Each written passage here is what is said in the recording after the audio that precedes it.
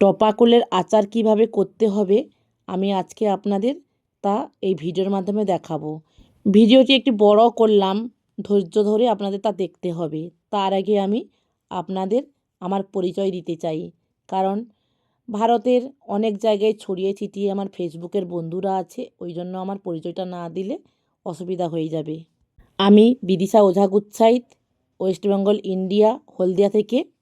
টপাকুল নিয়ে আগে একটু বলি। টপাকুল শীতকালীন একটি অত্যন্ত সুস্বাদু টক মিষ্টি স্বাদের ফল, যা মূলত ঝোপঝাড়ে কাঁটাযুক্ত গাছে ফলে।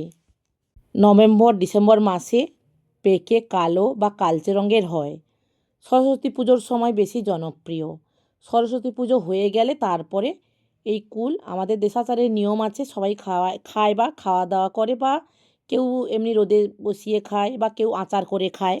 আমার এক ভালো বন্ধু ক্যাম্পাসে থাকে, ও বাজার থেকে যেই ফলগুলো হয় টক জাতীয়, আচার করে রোদে বসিয়ে খেতে হয়, ও দেখতে পেলেই আমার জন্য আগেও কিনে নিয়ে আসে। পয়সা টয়সা নেয় না, এমনিই কিনে দিয়ে যায় আচার করে খাওয়ার জন্য। দিন আগেই দিয়ে গেছিলো, আমার আর করা হয়ে ওঠে না, ফ্রিজেই ছিল। সরস্বতী পুজোর আগেই কিনে দিয়ে গেছিলো। আমি বলি, এখন দিয়ে গেলি, কখন করব আমি? বলে, তুই পরে সময় করে নিবি। সরস্বতী পুজো গেল, তারপরে আমি সময় করে বের করলাম ফ্রিজ থেকে, দেখলাম ঠিকই আছে, ও একটু কাঁচা কাঁচা ছিল, তার মধ্যে পাকাও অনেক ছিল। টপাকুলের টক ঝাল মিষ্টি আচার তৈরির জন্য কুল ভালোভাবে ধুয়ে একটা একটা করে বোটাগুলো আমি তুলে ফেলবো। বোটাগুলো খুব আস্তে আস্তে তুলতে হবে, কারণ অনেক পাকা আছে তার মধ্যে, বা পোকা আছে নাকি ভালো করে দেখে নেব। বোটাগুলো তুলে নেওয়ার পরে ভালোভাবে ধুয়ে 2-3 দিন রোদে শুকিয়ে বোটা ছাড়িয়ে ফাটিয়ে নিতে হবে। আমি তো কি করেছিলাম, বটিতে হালকা হালকা করে কেটে নিয়েছিলাম। এরপর নুন হলুদ মাখিয়ে আমি 3টে রোদ দিয়েছিলাম। আমার ফ্রেন্ডের বাড়িতে রেখে দিয়ে এসেছিলাম, ওর বারান্দাতে ভালো রোদ আসে, ও রোদে দিয়ে রেখেছিল। তারপর আমি নিয়ে এলাম। এই কুলগুলো আমি খেয়ে এমনি খালি মুখেই খেলাম, খুব মিষ্টিই ছিল। ওই জন্য আমি খুব একটা বেশি নুন দিইনি, কারণ যদি আবার বেশি নুন হয়ে যায় সেই ভয়ে ভালো করে আমি হলুদ দিয়ে নুন পরিমাণ মতো, মানে একটু কমই রেখেছিলাম, ভালো করে মাখিয়ে আমি রোদে দিয়েছিলাম। শুকনো কড়াতে আমি গোটা জিরে, মেথি, শুকনো লঙ্কা ভালো করে ভেজে নিয়েছিলাম। মশলাগুলো আমি ভাজার সময় সুগন্ধ বেরোনোর পরে ঠান্ডা করে মিক্সিতে বা কেউ শিলনোড়ায় গুঁড়ো করে তুলে রাখতে পারেন। এবারে আচার রান্না করার সময় কড়াইতে আমি সর্ষের তেল গরম করলাম। তেল গরম হলে ওটাও ঠান্ডা করে আমি তুলে রাখছিলাম। আমি আচার করার সময় তেজপাতাও ভেজে গুঁড়ো করে তুলে রাখছিলাম। এখন তো গুড়ের সিজন, আমি গুড় কিনে নিয়ে এসেছিলাম, পাতলা জল গুড়। সবার হয়তো আলাদা আলাদা রেসিপি, আমি আমার মতন করে করেছি, সেইটা আমি আপনাদের সামনে তা বলছি। গুড় ফুটে এলে আমি তারপরে কুলগুলো দিই। কুল দেওয়ার পরে সব মশলাগুলো একে একে দিই, সর্ষের তেলও ওর উপরে ছড়াই। গুড় গলে গিয়ে কুল মাখা মাখা হয়ে ঘন আঠালো না হওয়া পর্যন্ত রান্না করুন। আচারের গ্রেভি ঘন হয়ে এলে ভাজা মশলা ছড়িয়ে মিশিয়ে নামিয়ে নিন।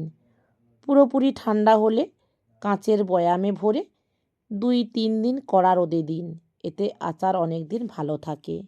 আচার অনেক দিন ভালো রাখতে নিয়মিত রোদে দিন এবং শুকনো চামচ ব্যবহার করুন। আমি গুড় দিয়ে করেছি, অনেকে গুড়ের পরিবর্তে চিনিও ব্যবহার করলেও সুস্বাদু হয়। আচার ঠান্ডা হলে পরিষ্কার কাঁচের বয়ামে ভরে মুখ বন্ধ করে রাখুন।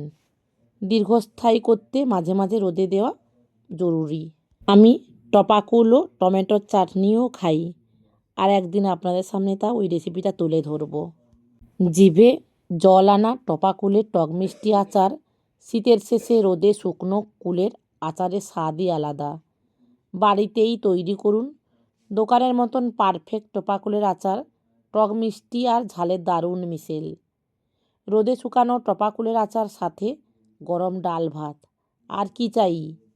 শীতের দিনের সেরা আচার, টপাকুলের টক ঝাল মিষ্টি আচার। ছোটোবেলার স্মৃতি, ঠাকুমা দিদার হাতের স্পেশাল টপাকুলের আচার আমার মাও খুব ভালো করে। মায়ের কাছ থেকেই শিখেছি এই রেসিপিটি আমি তো কম কুলেরই আচার করেছি। যারা 1 কেজি টপাকুলের আচার করতে চান, শুকনো টপাকুল 1 কেজি নেবেন, গুড় 500 গ্রাম স্বাদ মতো দেবেন, সরষের তেল আধা কাপ, 5 ফোড়ন শুকনো লঙ্কা 4-5টি, তেজপাতা, ভাজা মশলার গুঁড়ো মানে ধনে, জিরে, মৌরি, শুকনো লঙ্কা, আমি তো ধনে পাতাও দিই, নুন অথবা বিট নুন স্বাদ মতন দেবেন, হলুদ গুঁড়ো। খুব একটা খরচ নয়, কম খরচেই আচার তৈরি করতে লাগে। রোদে দিয়ে টপাকুলের টক মিষ্টি আচার খাওয়ার মজাই আলাদা। আচারের বয়াম চুরি করে খাওয়ার দিনগুলো মনে পড়ে গেল। আজ নিজেই বানালাম সেই আচার। এই আচার মানেই জিভে একরাশ তৃপ্তি। যদি আপনি পাতলা গুড় না পান তাহলে কি করবেন? শক্ত গুড় কিনে নিয়ে এসে জল মিশিয়ে দেবেন, ভালো করে চামচ দিয়ে ঘুটে নিয়ে কড়াতে ভালো করে ফুটিয়ে গরম করে নেবেন। সব সময় তো পাতলা গুড় নাও পাওয়া যেতে পারে। কুলের আচারে গুড়টাই বেশি ভালো লাগে, কারণ গুড়টাও এই সময়ের, কুলও তো এই সময়ে হচ্ছে। পারেন তো সবাই চিনিটা এড়িয়ে চলবেন। সিজনের সব কিছু খাওয়াটা খুব জরুরি। বাঙালি হিন্দু পরিবারে সরস্বতী পুজোর আগে কুল খাওয়া বারণ। মনে করা হয় দেবী সরস্বতীকে কুল নিবেদন করার পরেই তা প্রসাদ হিসেবে খাওয়ার উপযুক্ত হয়। এই ছোট ফলটি ভিটামিন সি এবং অ্যান্টিঅক্সিডেন্ট ঠাসা, যা শীতের শেষে রোগ প্রতিরোধ ক্ষমতা বাড়াতে সাহায্য করে। আমাদের বাড়ির দিকেই অনেকে টপাকুলকে রোদে শুকিয়ে রাখত, যা সারা বছর ডাল বা টক রান্নায় ব্যবহার করত দেখেছি আমি। কাঁচা অবস্থায় টক হলেও পাকা টপাকুল পেকে গেলে মিষ্টি স্বাদের হয়। ছোটোবেলায় আমরা সরস্বতী পুজোর দিনের ভোগের পরে খিচুড়ির সাথে এই কুল ও টমেটোর চাটনি খেতাম। পাকা কুল ডায়াবেটিসের রোগীদের সাবধানে খাওয়া উচিত, কারণ এতে চিনির পরিমাণ থাকে। ছোটোবেলায় দুপুরবেলা বাগান থেকে টপাকুল লুকিয়ে চুরি করে খাওয়ার স্মৃতি আজও খুব মনে পড়ে। এই চুরির মজাই ছিল অন্যরকম, যা শৈশবের সোনালি দিনগুলোকে মনে করিয়ে দেয়। যখন বাড়ির বড়রা ঘুমাতো তখন পাড়ার অনেকে মিলে একজন কাকুর বাড়িতে আমরা চুরি করে খেতে যেতাম। সেই দিনটা আজও মনে পড়ে। টক কুলের মিষ্টি স্বাদ আর চুরির উত্তেজনা দুটো মিলিয়েই ছিল এক অদ্ভুত আনন্দ। এখন মনে হয় যে শুধুমাত্র কুল খাওয়া নয়, বরং শৈশবের দুরন্তপনা এবং এক অদ্ভুত নস্টালজিয়া। সরস্বতী পুজোর আগে কুল খাওয়া বারণ বলে লাল টপাকুলগুলোর দিকে তাকিয়ে থাকার সেই মিষ্টি মুহূর্তগুলো আজও মনে পড়ে। লোকে বলে কুল থাকা ভালো, মানে আমি COOL কুলের কথাই বলছি। আমি বলি হাতে এক বাটি টপাকুল থাকা তার চেয়েও ভালো। রোদে বসে কাঁচা লঙ্কা আর কাসুন্দি দিয়ে টপাকুল মাখা, এর চেয়ে বড় বিলাসিতা আর কি হতে পারে? গোল গাল লাল টপাকুলগুলো যেন প্লেটে সাজানো ছোটো ছোটো ভালোবাসার টুকরো। যদিও এই সময়ে ছোট ও টক টপাকুলের পাশাপাশি বাজারে হাইব্রিড কুলও বেশ জনপ্রিয়। দেখতে পাই যে বলে আপেল কুল, বল সুন্দরী, কত নামের কুল পাওয়া যায়। টপাকুলের আচার মানেই জিভে জল আনা টক ঝাল মিষ্টির এক অপূর্ব স্বাদ, যা বাঙালির শৈশবের স্মৃতি উস্কে দেয়। গুড় ও মশলায় তৈরি এই আচার শীতের শেষে রোদের গন্ধ মাখা এক পরম তৃপ্তি। ভাতের শেষে বা এমনি একটু আচার মুখে দিলেই মন ভালো হয়ে যায়। 1 চামচ আচার হাজারো ক্লান্তি দূর করার জাদুকরি মন্ত্র। শীতের শেষে কুলের আচার বানানোর ধুম, জিভে জল আনা এই স্বাদের কোনো তুলনা নেই।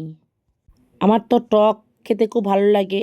সব খাবার খাওয়ার পরে একটু আচার অথবা টক না হলে যেন খাবারটা জমে না।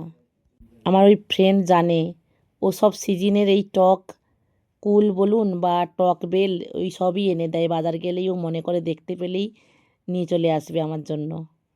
কুলের আচার বললে বাঙালির এমনিতেই জিভ দিয়ে জল চলে আসে, তাই আজকের স্পেশাল রেসিপি হলো কুলের আচার। ভিডিওটা মন দিয়ে দেখবেন আর আমার কথাগুলো মন দিয়ে শুনবেন, লাস্টে কিন্তু কমেন্ট করে যাবেন। আমার আজকে একটা কন্টেন্ট রেডি হয়ে গেল, আপনাদের সঙ্গে তা পৌঁছে দিলাম। আপনারা এবারে বিচার করবেন আমি কি করলাম।